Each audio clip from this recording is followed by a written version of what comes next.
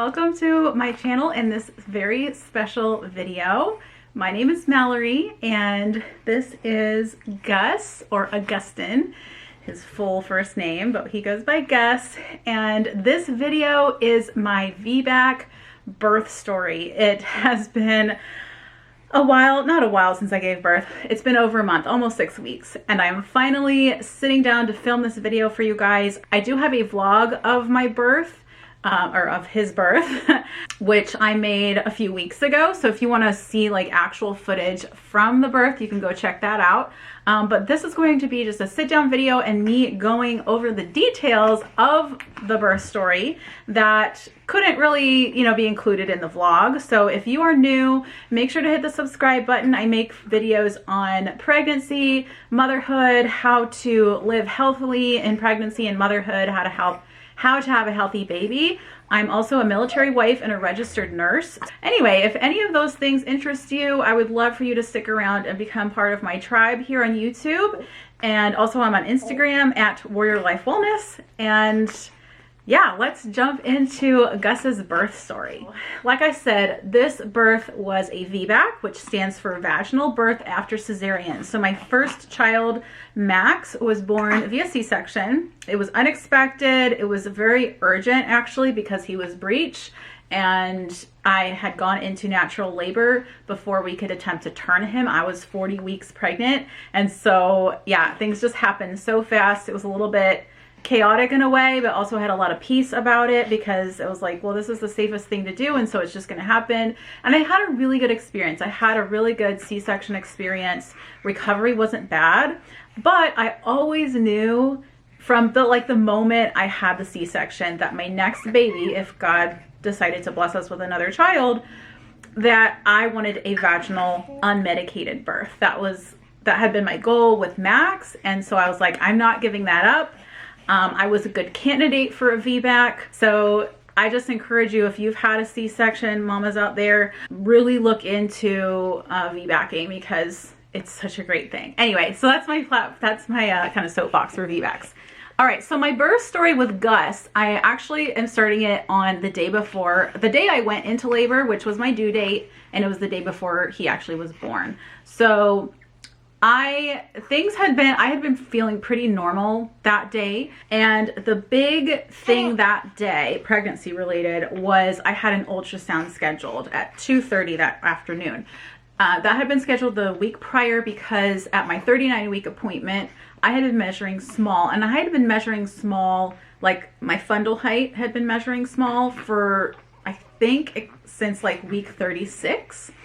And I had had a growth ultrasound, I think at 37 weeks, and everything was fine. But my doctor was like, let's just use the ultrasound next week at 40 weeks and just double check that he's fine, that my amniotic fluid is fine, that the placenta is fine, all of that stuff. So Mark actually was able to come with me to that appointment, which was great. So we got to see Gus on the screen, and it was a pretty long appointment, and they did a biophysical profile, and everything just looked perfect. He was in a perfect position. He was head down, so that was great. That was like one of my biggest concerns. Also, the ultrasound estimated him to be 7 pounds 11 ounces, but let this video be evidence to you as to how wrong ultrasounds can be when it comes to estimating size. So just keep that in mind. Okay, so then after that, we came back, I had lunch, I put Max down for a nap, and just for reference, Max, well, now he's 20 months, but at the time he was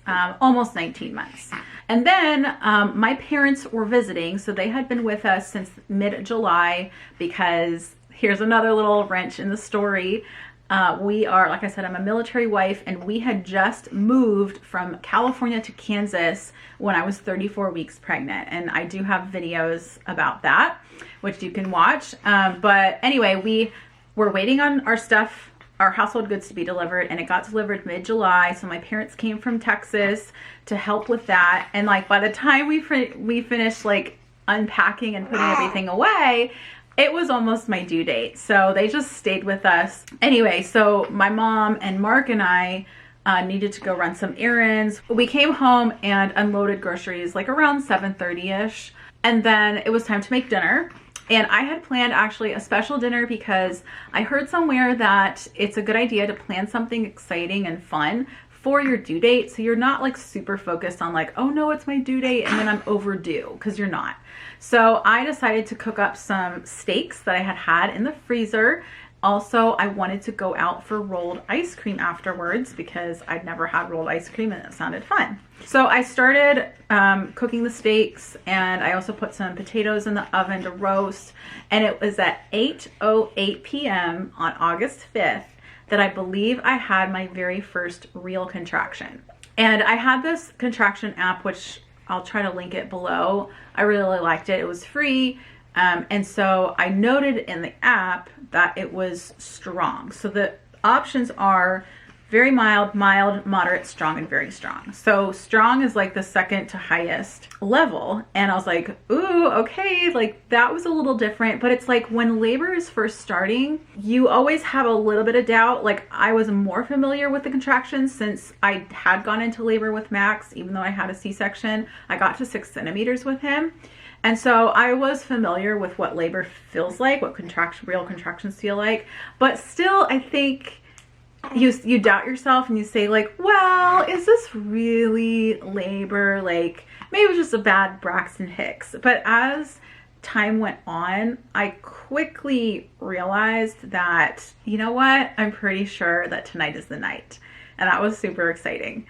Also, that contraction, that first real contraction, lasted for over a minute. It was 1 minute and 18 seconds. So that also was different. And another thing is I started feeling a little bit of pressure in my cervix, just like, not that like I needed to push or anything, but just like some pressure down there. And so that also kind of led me to believe that this was real labor. So anyway, so these contractions started happening around 8 p.m.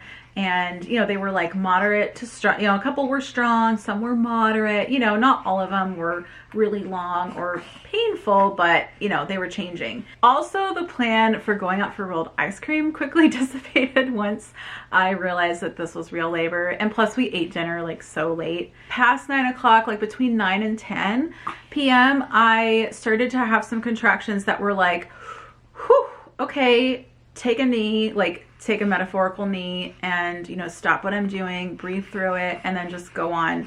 Not that I wouldn't be able to like talk through them, but they were getting a little more, like I needed more of my focused attention when they were happening. And then I think around 10 p.m. is about when I decided, you know what, I think I'm going to finish packing my hospital bags just in case, you know, I don't know when I'll need to head to the hospital, but I don't want to be rushing. So I just finished up with some last minute things and staged them in the living room so that we could easily grab them on our way out. Probably sometime between 9 and 9:30 p.m. I started to have some spotting and light bleeding. Like I went to the bathroom, I was like, ooh, there's a little bit of blood there. Again, that was another sign that told me like, okay, yes, this is for real, like you're in the early stages of labor. So then I put down Max. I put him down really late, like around like after 11 p.m. And then sometime, I kind of don't remember details from this point in the evening, but I did get a shower sometime between 11 and 12:30 a.m. Because I just felt, you know what, maybe that'll help me relax a little bit and help with the contractions. And oh, you guys, the shower was so nice. Like again, I wasn't even contracting. It wasn't even super bad at that point, but I wish in labor that I could have gotten to do the shower because I think it really would have helped with the pain and just helping me relax. But unfortunately, because I was a VBAC, the hospital policy was that I needed to be hooked up to the monitors, the fetal and contraction monitors, the whole labor.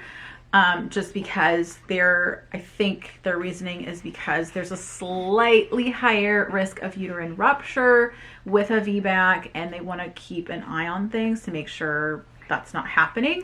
So unfortunately, because they didn't have wireless monitors, some hospitals have wireless waterproof monitors, so even if you're being monitored, you can have freedom of movement. But unfortunately, that wasn't the case for me, so it was so nice though. I highly recommend the shower or the bath if your water is not broken during labor, because it was very soothing. So then about this point, like it was about 12:30 in the morning, and side note, I am a night owl, so it is very rare for me to be like in bed by 12:30 in the morning. So this was totally normal for me to be awake and like doing stuff. So at this point I was starting to feel a little tired, not sleepy tired, but just like, and not like fatigued, but just, I feel like I need to take a load off and sit down, because one of my fears was that I would become really tired in labor, like if it went long, and that, you know, I'd be like super exhausted by the time it came to push. And so I discussed with my mom, like, okay, what should I do? At this point, I also felt like the contractions were starting to slow down. They were becoming less painful and not as long. And so like I would start having a contraction, it would feel like it was going to be bad, but it would be like 15 seconds and then it would sputter out and just stop. And so that was weird and a little bit discouraging, because with Max's labor, I started contracting around the same time of the evening. With him, it was like 7:30 in the evening. And then by like 12:30 a.m., we had headed to the hospital already. And whenever I got checked between 12:30 and 1 a.m., I was like 6 centimeters, like 5 to 6 centimeters. And so I was like, well, and the contractions were like grit your teeth, intense at that time, and I was not having that. So that was 12:30 in the morning and I was not having those kinds of contractions, and in fact they were lessening. Anyway, so I discussed with my mom like what to do. I also had a snack, and that helped with my tiredness. I didn't remember exactly the guidelines that my doctor had told me on when to call or come to the hospital. So finally I decided, you know what, I'm going to call the on-call doctor, because there's several doctors in the practice, and just see what the doctor says to do. Like, what are the guidelines to come in? When I called the on-call doctor, I said that my contractions were anywhere from 3 to 8 minutes apart. They were pretty intense at times, like I would have to stop and breathe through them. But they also were not very long, like on average around 30 seconds. And then I also mentioned that I was a VBAC patient. And so what she said is that their advice to patients is to come into the hospital when you've been having contractions that you have to breathe through, which I was having that, about every 5 minutes. And that this has been happening for at least an hour. So after that conversation, I concluded that the length of contraction, the time length of each contraction, didn't matter as much as the intensity. Then I had to decide, okay, do I want to take a rest? Like, you know, I'm a little tired. Do I want to take a rest but risk labor really slowing down? Or do I want to push myself a little bit, go outside for a walk, see if that will get labor going? You know, what do I want to do? So finally I came to the conclusion, like, okay, I'm not overly tired. Let's go outside and take a walk, and I'll see what that does. If it doesn't do anything, then I might as well come in and, you know, basically try to sleep, go to bed, and then try walking again in the morning. Mama and I headed out on a walk around 1 a.m. up and down the street. Mark was still like doing stuff in the garage. And he eventually joined us like maybe 15 or 20 minutes later, and we walked up and down the street together. So it only took, it really seemed to happen like almost immediately, like probably within a minute or two, where the walking got things going like immediately. So I started having contractions a lot closer together. I had to stop walking and breathe through each one, and they were lasting like 30 to 45 seconds. And so we walked for like 30 minutes, I guess. And it was great. Like some of them were only 2 minutes apart and pretty intense. So that really worked. And so I think the difference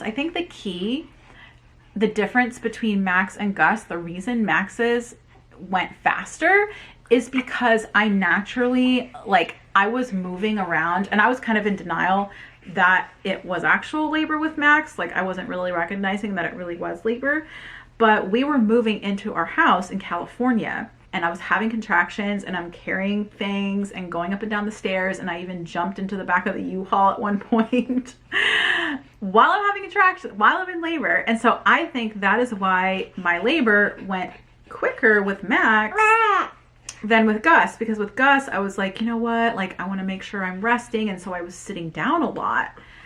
And that definitely slowed my labor down. Sitting slowed my labor down. And every time I would stand up, I'd get a contraction. So top tip is move during early labor if you want your labor to get going. So then we kind of took a break. We're like, okay, we just kind of hung out in the driveway for a little bit. And at 1:37 a.m., I had my first very strong contraction, like the top one in the app.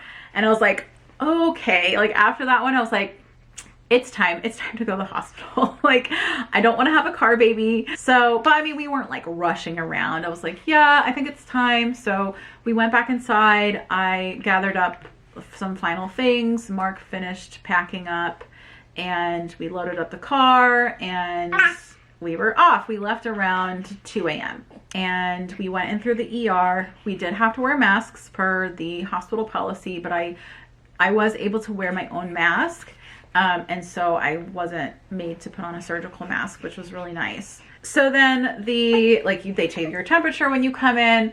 And then I went to the admissions desk to check in, and like I had to give them all my information because this hospital did not do pre-admission interviews. It felt like we stood there for a really long time, and I did have a contraction while standing there, but in reality it was only like 5 minutes. So I got wheeled into L&D, we got into our labor and delivery room, got into the gown, you know, all the typical stuff you do when you get to the hospital. And then my nurse checked me for dilation and I was 5 centimeters. So I guess this was between like 2:30 and 3 a.m. that she checked me. By 3:30 in the morning, I was admitted and I had to answer questions and like fill out paperwork, which was kind of difficult. I got a blood pressure cuff put on. I got the fetal monitor and the contraction monitor put on my belly. What else? I got a saline lock, so that's where they put just like the IV catheter in your vein. So I got it in my hand. It just sits there, so you're not hooked up to an IV. I did not want to get hooked up to an IV unless it was medically necessary. Then I knew that things were getting in labor, that things were getting more intense when I started to have uncontrollable shaking. It wasn't severe. It wasn't as bad as the shaking I had with my C-section, which that was probably from the medication, like the Spinal that they gave me. And so it was at this point that I started meditating on the quotes that I had written down and laminated for labor. So I wrote down some Bible verses and some quotes from Catholic saints that spoke to me like with regards to laboring. And so I started meditating on, like reading through them and just thinking on those. So that was helpful. I'm glad I made those, and I'm definitely going to keep them around for, God willing, if we have another. So like I said, I had to be continuously monitored, which I think that's pretty standard for hospitals, is to be continuously monitored if you're VBACing. But, you know, the wires were not like super short. And so I was able to get out of bed and move around beside the bed. And so I asked the nurse if I could have a birth ball, and she said sure. So she brought one in and had like a puppy pad over it just in case my water broke. Or it did take some extra effort to move because of the like movement would bring on contractions and because of the monitors. But it did feel really good to sit and lightly bounce on the ball. So I would, in between contractions, I would just kind of lightly bounce, and then when I would have a contraction, I would instinctually change my movement and I would just like slowly rock back and forth on the ball until the contraction stopped. So it was cool, as annoying as the monitors were. And I will say this here, the monitors made labor, like labor is the worst pain that you can ever think of, but it made it even worse having to wear the monitors because they were really, really tight. Like they have to be tight in order to stay on, especially if you're moving and to get a good reading. And they were so tight that I believe they were giving me gas pains. So like in between contractions, I wasn't pain-free because I was having gas pains in between from these silly monitors. So ideally, I would have wanted to be intermittently monitored, like just get on the monitor every hour or something like that. I was sitting on the ball and the contractions were painful, but they weren't overpowering yet. And so I still had enough wherewithal to set up my camera and vlog a little bit, like get B-roll. Like, you know, labor is like, you're not in transition yet when you can like set up your vlogging camera and get footage yourself.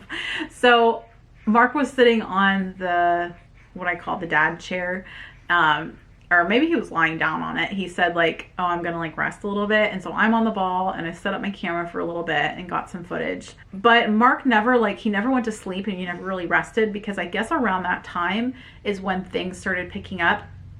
And while I was on the ball, I said, hey, can you come over here and give me counter pressure? Because I had read about that and how it can be helpful. And so I had him squeeze my hips with his hands, and it's amazing how that really helped. It didn't take the pain away, but it did reduce the pain at that point in labor. As labor went on and things got more intense, it didn't really do much for the pain, but it was a way to focus my attention to something else and be distracted during the contraction.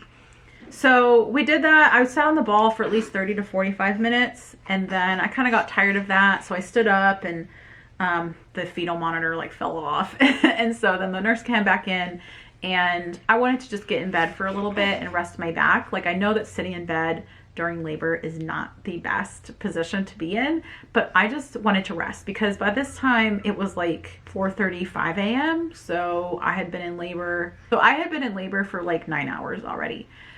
So I was getting a bit tired. And so then I have some texting stuff that I wanted to read. So it was at 5:21 in the morning, and Mama and Mark were texting, because at this point I was starting to focus more on labor and not so much on external things like texting.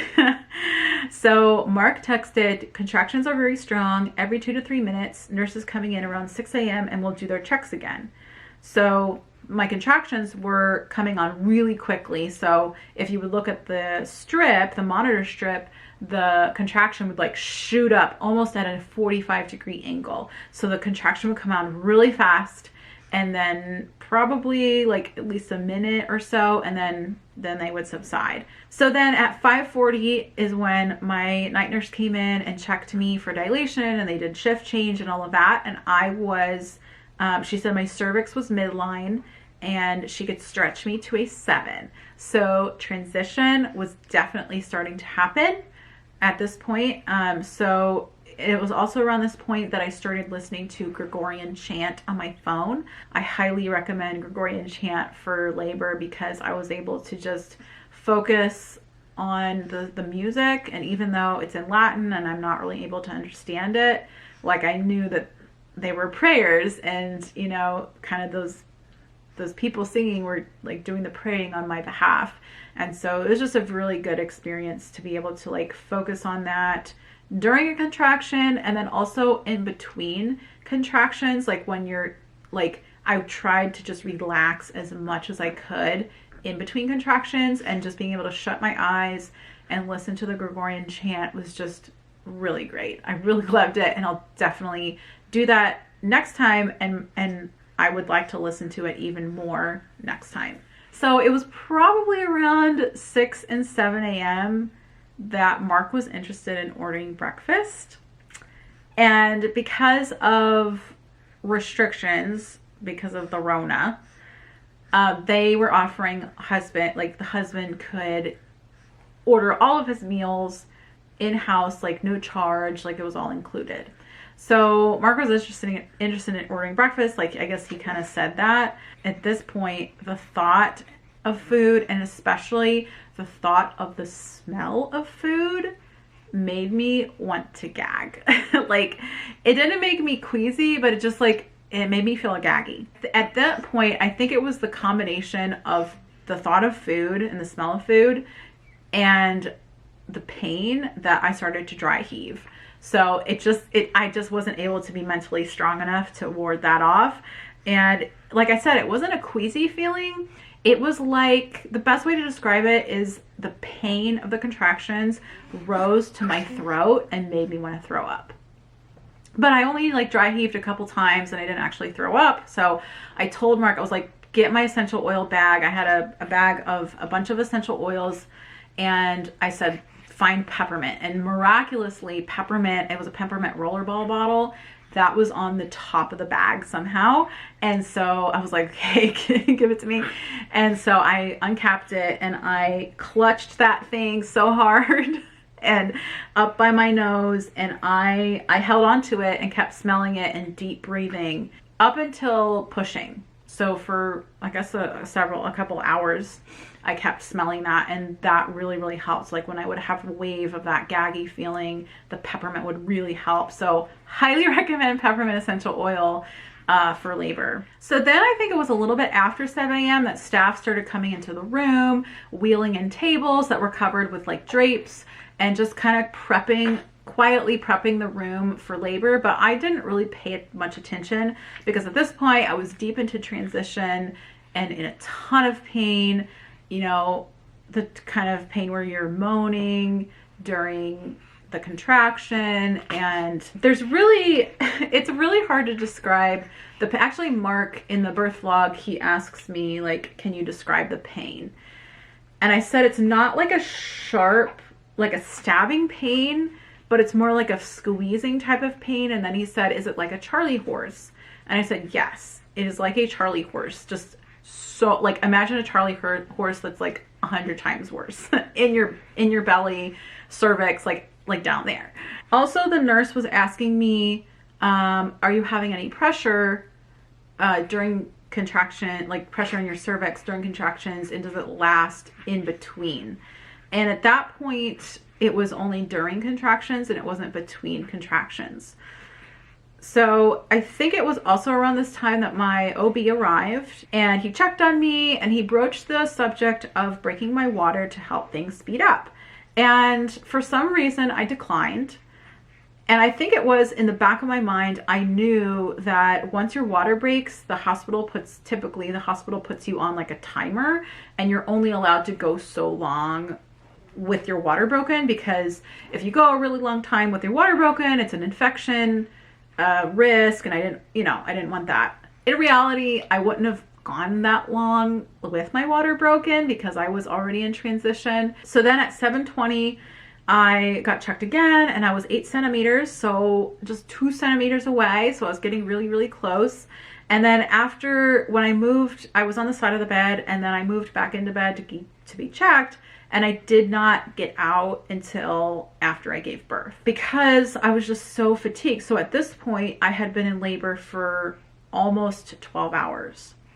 And I was tired physically and mentally. And even though I wanted to move around my plan was to move around as much as I could during labor and to find a good position for pushing, I have to be honest, all of that went out the window. Like, I was just too tired. I was too fatigued mentally and physically. But Mark never left my side. He was there the whole time. And since I was in bed and he couldn't do counter pressure on my hips, I just squeezed his hand every time a contraction came. And that helped. You know, it was just like something to do and focus on during the contraction. So then on a couple of occasions, and I had to ask Mark this afterwards if I had said this, but it was probably around this point, like probably in transition, and then I know for sure during pushing, I said something to the effect of, I don't feel like I can do this, or it feels like it'll never be over, like something like that, like saying like, I can't do this. And so Mark said that he just would say something empathetic to me, like, yeah, it looks like you're in a lot of pain, and he just like was there, like he didn't say like, oh, do you want an epidural? Like he was just there. He knew what my goal was, to go unmedicated and to see this through. And he was just there. He was just a rock and just very stable for me.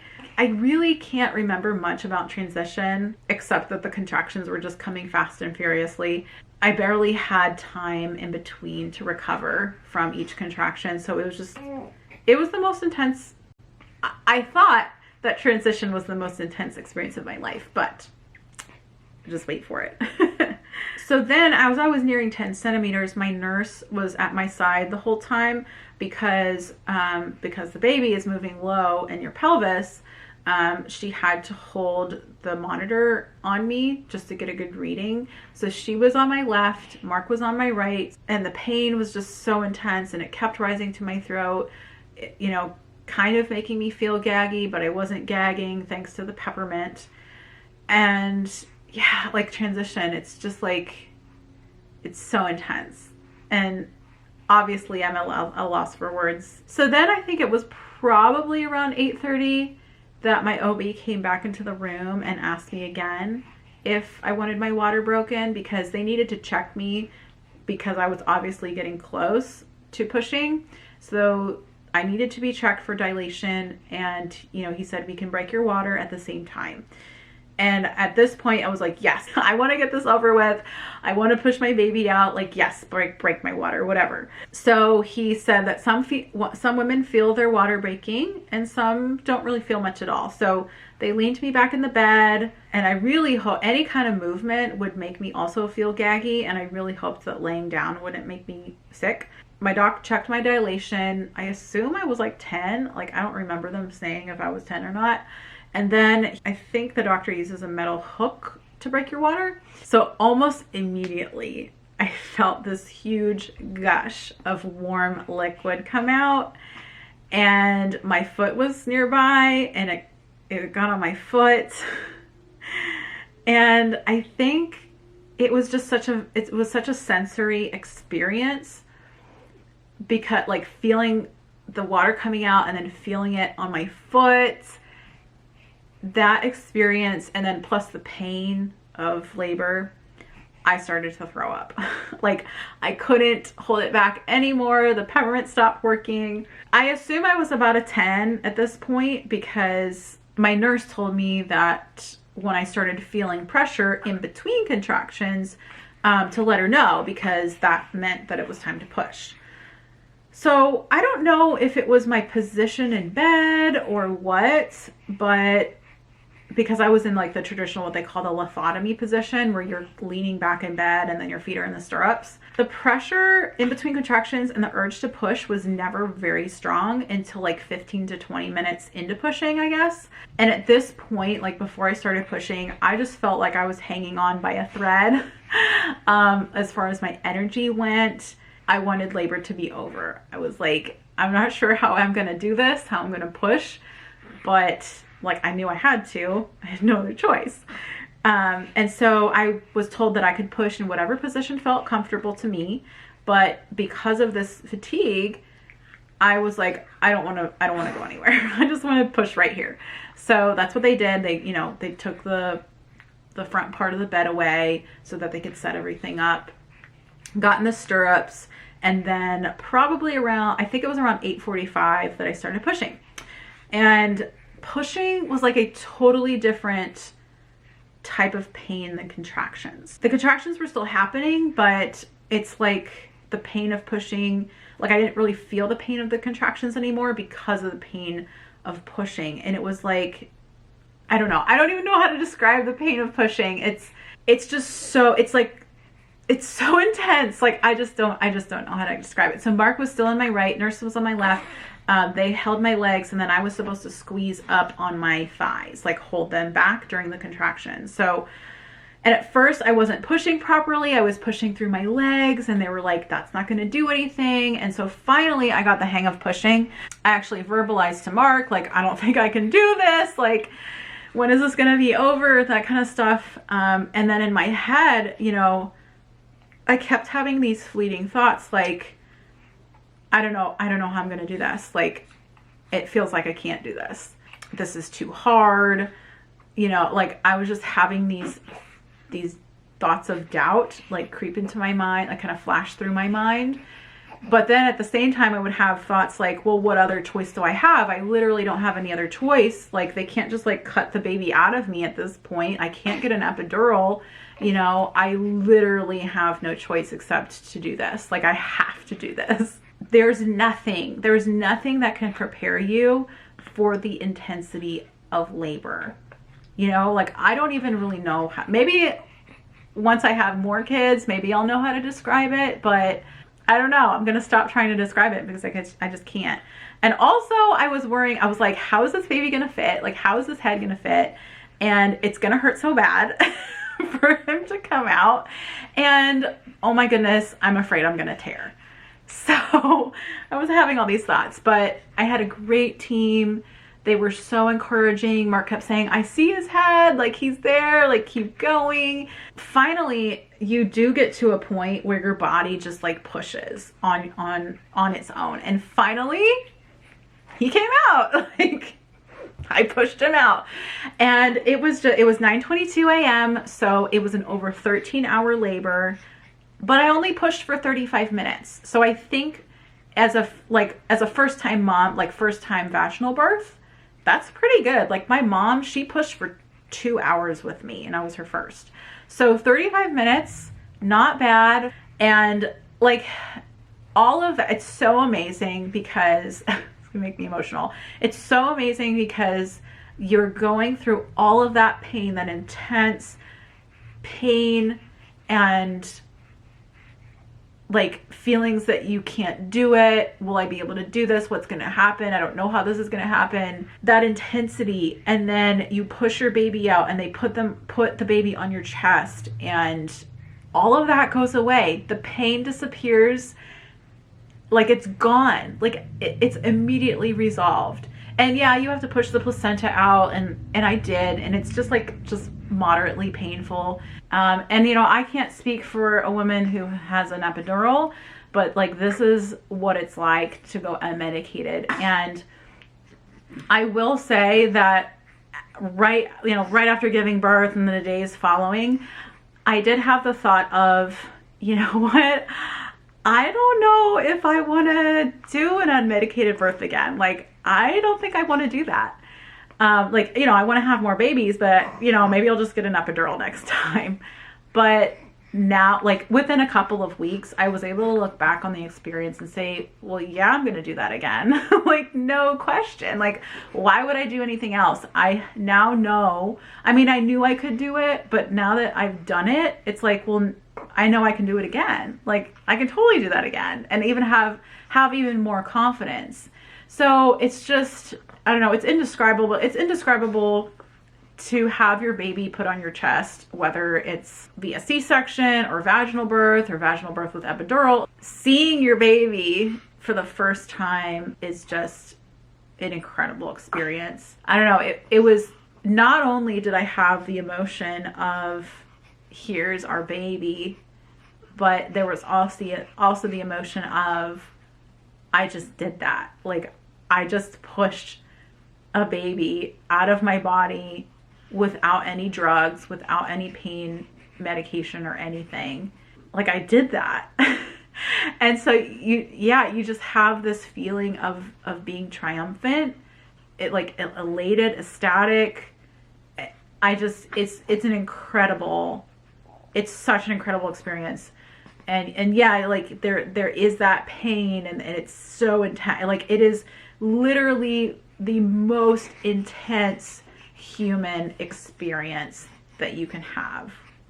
I don't know. And then also, you know, as a Catholic, I believe in redemptive suffering. Before going into labor, I actually asked my Instagram followers, like, what are your prayer requests for, you know, what do you want me to pray for? What can I offer up my labor pains for when I'm going through them, so that I can remember you in prayer and ask God to use my suffering for your benefit, basically, for your prayers. And I got a bunch of responses, and many of them were from women who are going through infertility, because, you know, we dealt with infertility for almost 2 years before we used restorative reproductive medicine, so holistic, ethical way of addressing infertility. So that's really close to my heart. And so I especially, you know, I thought of all the prayers. I had them written down in my bullet journal, and I didn't read through them during labor, but I thought, like, in my mind, like, okay, God, I'm offering up my suffering for and my pain for all of those prayer requests that I've written in my journal. Even though I can't remember exactly all of them, you know, God knew what I had written down. But especially, you know, those going through infertility, because it is so painful. And I know that those women would just love so much to be in my position of being in that intense pain. Like they want that so much, because I know I wanted that so much. Even though it's painful, even though it's the hardest thing you will ever do in your entire life, you want that so badly.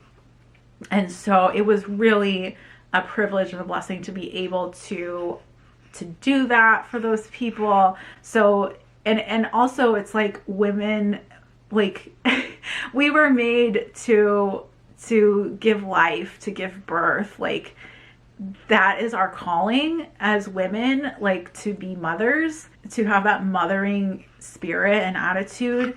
And so just knowing that like I'm fulfilling what I was, you know, what God made me to do, is just really cool. Anyway, so Gus weighed 6 pounds, 15 ounces. So the ultrasound, remember, it said 7 pounds, 11 ounces. So wrong, so wrong. So if they try to tell you that you have a big baby, that your baby's too big to give birth or whatever, no, like it could be a pound off, okay? So he was 6 pounds, 15 ounces and 19 inches long. So, and he came out crying. I couldn't quite I had to ask Mark later. I was like, did he come out? And like, was he crying right away? It felt like I pushed him out and like he didn't cry right away. But Mark was like, oh yeah, he was crying right away. As soon as he was out, he didn't have to be stimulated at all. So that was great. He was pink, healthy, you know, great APGAR scores, all of that good stuff. And so he got to lay on my chest for a little bit, you know, do skin to skin, which is what I wanted. So everything was great. The only downside is that I got a 3rd-degree tear. And I will let you, the viewer, look up what a 3rd-degree tear is, but there are 4 levels of tears, and so 3rd degree is like the 2nd worst. But I think, in my opinion, I probably should do a video kind of like a post-game show of my labor and like what I'm happy I did and what I would do differently. But I really do think that my lithotomy position is a huge contributor to why I tore to the 3rd degree. But I did it. Like, it was totally worth it. And you know, the doctor numbs you up when you get sewn up, so like you don't really feel that. So I did get stitches. They you know, resolve on their own. Like I didn't have to go in and get them taken out. So like having 2 kids under 2 years old is really tough. Like I'm in the thick of it now with, you know, my parents left last week. They were with us for, you know, the first month after Gus was born, and they were just an incredible help. But now like it's real life, and you know, we have a toddler and a newborn, and it is really hard. But God oftentimes calls us to do really hard things, but what could be better than getting to raise these 2 kids, you know, and hopefully more. Like I can totally say that, like hopefully more. Anyway, that is his birth story, and what a ride. It was just, you know, I was like rehashing it over and over in the days following, you know, with Mark and with my mom, and it's something that you just will never forget. And I guess if you're scared, yeah, I know that many women are scared of giving birth, like scared of the pain, scared of if you can do it, whatever. And I will tell you, even if you go into it with confidence, you will have your confidence shaken probably at some point. You know, it's totally normal in the thick of it to feel like, oh no, what in the world am I doing? Like, I can't do this. And if even beforehand, if you're scared of the pain, you can do it. Like, I had moments of thinking that I couldn't, but I could, and I did, and I want to do it again. I know it's yeah, to some it might seem crazy, but it's just, you just feel so alive in that, like, in those moments. Like, life doesn't get any, like, life is so real in that time of labor. So I say, if you know, if you're a little bit apprehensive about giving birth, like, do your research, listen to encouraging birth stories, listen to birth stories that tell it how it is, but also have this positive outlook on it, because there is nothing compares to it. Like, nothing can compare to giving birth to your child. So anyway, I hope that this was really interesting and encouraging. All right, well, this one I think is getting tired. He's been up for a while, like this whole time I've been recording. So, and Max is probably gonna wake up at any time because it's like 5 o'clock. So thank you so much for joining me on this journey of telling my birth story. It's also like very therapeutic as a woman to tell my birth story. I felt that same way with Max. Make sure, again, if you're not subscribed, please subscribe, because I will have more motherhood content coming up. We are going to sign off and wish you a wonderful day. And I hope you'll join me for another video soon. Take care.